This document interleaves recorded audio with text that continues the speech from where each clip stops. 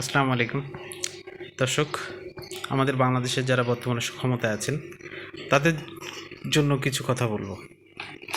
আমার মনে হয় খুবই প্রয়োজনীয়, তার জন্য এই কথাটা বলার বা এই ভিডিওটি করা।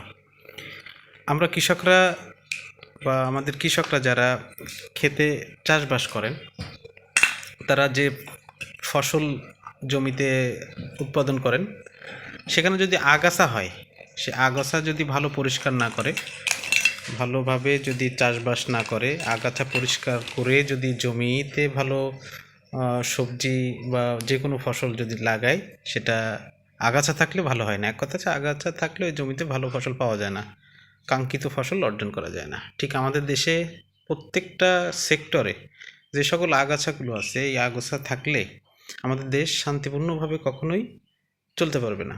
অর্থাৎ দেশপ্রেমিক সেখানে অবশ্যই সেসব সেক্টরগুলোতে দেশপ্রেমিক বসাতে হবে, তাহলে সেখান থেকে ভালো কিছু আশা করা যাবে। ঠিক চাষ যারা করে, যারা চাষাবাদ করে, তাদের ক্ষেতেও ঠিক কাঙ্ক্ষিত ফসল আনতে গেলে তারা আগাছা পরিষ্কার করেই তারা ভালো ফসল উৎপাদন করে। আমি কি বলতে চেয়েছি তা হয়তো আপনারা বুঝতে পেরেছেন।